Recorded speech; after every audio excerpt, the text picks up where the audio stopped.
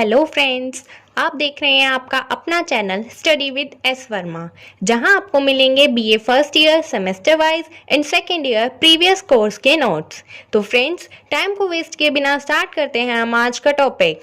उससे पहले अगर चैनल पर नए हैं तो चैनल को सब्सक्राइब कर लीजिए और साथ ही साथ बेल आइकन को भी दबाइए ताकि नए टॉपिक की वीडियो जल्द ही आप तक पहुंचे। अगर हमारी वीडियो पसंद आए तो लाइक करना ना भूलें। Hello friends, welcome in study with S Verma.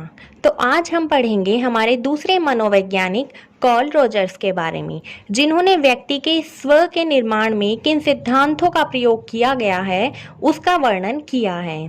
तो फ्रेंड्स, ये टॉपिक हमारा थोड़ा सा लंबा चलेगा, इसीलिए इस टॉपिक को मैं 2 वीडियोस में आपको डिवाइड करके बताऊंगी। तो फ्रेंड्स, हम स्टार्ट करते हैं कार्ल रॉजर्स के स्वनिर्मिति का सांवृतिक सिद्धांत।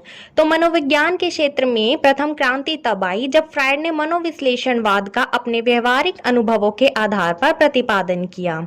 इन्होंने स्व से अधिक महत्वपूर्ण अचेतन मस्तिष्क को बताया। यानी कि जैसा आप पिछली वीडियो में पढ़ चुके हैं कि जो हमारे मनोवैज्ञानिक एरिक्सन थे, उन्होंने स्व के निर्माण के लिए किन 8 अवस्थाओं का वर्णन किया था, तो कार्ल रॉजर्स ने उसी बात को कहा कि स्व से ज्यादा जरूरी अचेतन मस्तिष्क होता है, यानी अनकॉन्शियस माइंड होता है। एक और परिवर्तन उस समय आया जब जेबी वॉटसन ने मनोविज्ञान को व्यवहारवाद का विज्ञान बताते हुए व्यवहारवाद का प्रतिपादन किया। इन्होंने अंतःकरण और मानव के भावात्मक पक्ष को अस्वीकृत कर दिया, यानी इन्होंने इस चीज को गलत प्रूफ किया कि हम इस चीज को नहीं मान सकते। उपरोक्त दोनों ने मानव के अस्तित्व को कम ही किया है। संतुलन उस समय आया जब मानवतावादी धारा तृतीय क्रांति के रूप में आई। इन्होंने मानव और उसके व्यक्तित्व को महत्वपूर्ण बताया। कार्ल रॉजर्स का सिद्धांत मानवतावाद के सिद्धांत के अंतर्गत ही आता है, इसीलिए इनके सिद्धांत को व्यक्तित्व का परिघटना सिद्धांत, आत्मन सिद्धांत व व्यक्ति केंद्रित सिद्धांत भी कहा जाता है। परिघटना शास्त्र में व्यक्ति के विचारों, मनोभावों, स्व या आत्मन, दूसरों के विचारों का व्यक्तिगत रूप से अध्ययन किया जाता है। कार्ल रॉजर्स के अनुसार मानव प्राकृतिक रूप से कुछ आंतरिक अच्छाई के साथ पैदा होता है। तो फ्रेंड्स, यहाँ से कार्ल रॉजर्स के विचार हम देखना शुरू कर देंगे कि इनके अनुसार स्वनिर्मिति के लिए क्या चीजें जरूरी हैं। साथ ही बहुत हद तक अपने भाग्य का निर्माता स्वयं ही होता है, यानी इनका कहना है कि मनुष्य अपने भाग्य का निर्माता खुद होता है। इनके अनुसार स्व व्यक्ति के मैं व उनके आसपास के वातावरण का संगठित प्रत्यक्षण है। इनके अनुसार स्व मानव होने की महत्वपूर्ण विशेषता का आभास कराता है, जिसमें व्यक्ति का आभास करवाता है और मैं कौन हूँ, क्या हूँ, वातावरण के अनुसार बतलाता है।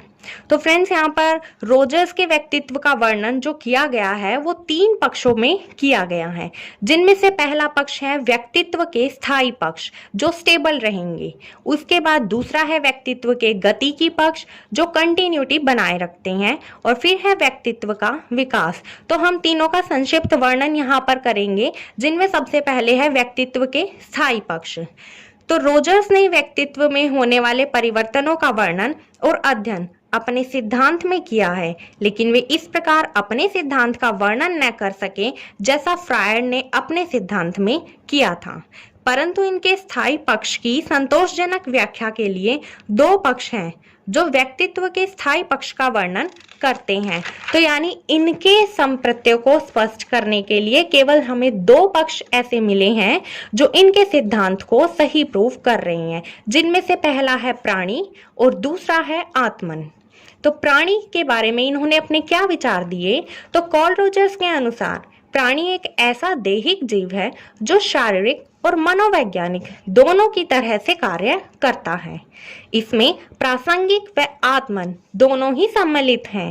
प्राणी अनुभूतियों का केंद्र होता है, यानी एक मनुष्य जो है वो अनुभव करता ही रहता है, जीवन की हर परिस्थिति से उसे अनुभव प्राप्त होता है।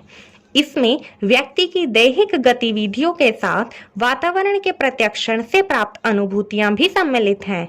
रॉजर्स के अनुसार चेतन व अचेतन अनुभूतियों को मिलाकर प्रासंगिक क्षेत्र बनता है। इस प्रासंगिक क्षेत्र की यह मुख्य विशेषता है कि इसके बारे में व्यक्ति ही सही सही जानता है, यानी एक पर्सन ही अपने प्रासंगिक क्षेत्र के बारे में जान सकता है, कोई अन्य व्यक्ति उसको नहीं पहचानता।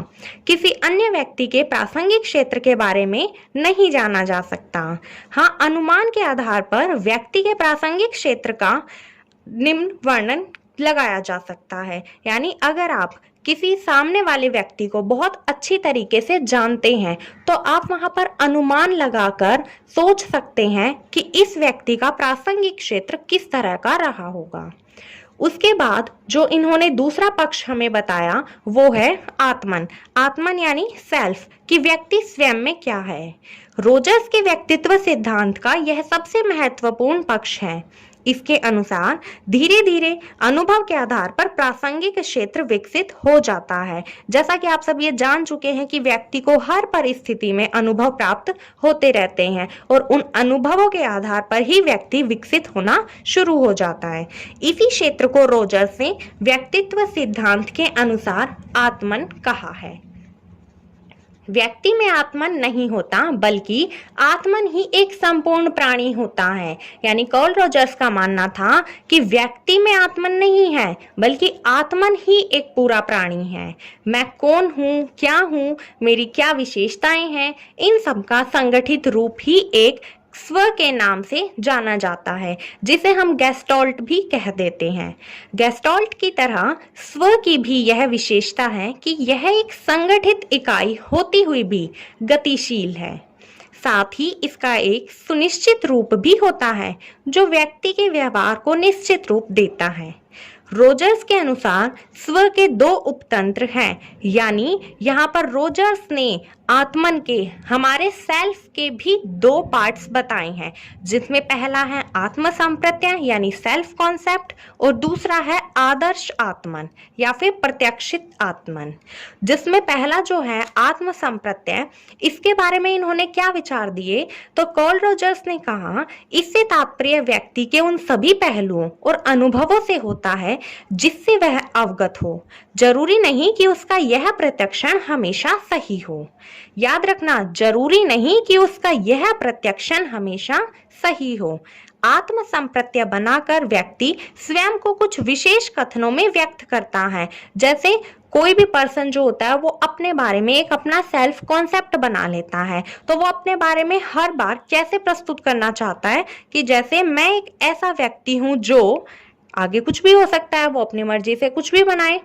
तो इसी तरह से आत्म संप्रत्यय की दो विशेषताएं होती हैं, जिसमें पहली है जब एक बार आत्म संप्रत्यय बन जाता है, यानी जब एक पर्सन का सेल्फ कॉन्सेप्ट पूरी तरह से डेवलप हो जाता है तो उसमें परिवर्तन नहीं होता। हाँ, अगर कई कोशिशों के बाद उसमें परिवर्तन करना हम चाहते हैं तो वहां पर परिवर्तन संभव हो सकता है। दूसरी विशेषता है कि व्यक्ति का आत्म संप्रत्यय उसके वास्तविक और जैविक आत्मन से भिन्न होता है। जैविक आत्मन का कुछ अंश और भाग ऐसा होता है जिससे व्यक्ति अवगत नहीं होता, इसीलिए इसे आत्म संप्रत्यय नहीं कह सकते, क्योंकि आत्म संप्रत्यय वही होता है जिससे व्यक्ति परिचित होता है। लेकिन हमारे आत्म की दूसरी विशेषता जो कार्ल रोजर्स ने हमें बताई, उसके अंदर उन्होंने कहा कि आत्म संप्रत्यय ऐसा भी है जिससे व्यक्ति अवगत नहीं होता है। परंतु जैसे ही व्यक्ति अपरिचित भाग से अवगत हो जाता है वह आत्म संप्रत्यय बन जाता है। इसके बाद जो हमारा दूसरा उपतंत्र था आदर्श आत्मन, तो इसके बारे में कार्ल रोजर्स क्या कहते हैं, आदर्श आत्मन का तात्पर्य उन्होंने लिया है कि आदर्श आत्मन से तात्पर्य ऐसी छवि से होता है जिसे वह आदर्श मानता है, यानी आइडल अपना मानता हो। दूसरे अर्थों में आदर्श आत्मन में वे सभी गुण आते हैं जिससे व्यक्ति अपने में सकारात्मक भाव विकसित करना चाहता है। यानी कि एक व्यक्ति का, एक बालक का कौन आइडल है, उस आइडल के ऊपर डिपेंड करेगा कि उस आइडल के विचार कैसे थे, उसका व्यवहार कैसा था, तो वही व्यवहार बालक अपने अंदर भी विकसित करने की कोशिश करेगा। तो इसी तरह का व्यवहार बन जाता है आदर्श आत्मन। तो फ्रेंड्स, इसके जो दो पार्ट्स अभी जो बच गए हैं वो हम अगली वीडियो में डिस्कस करेंगे। आज के लिए इतना ही। Thank you.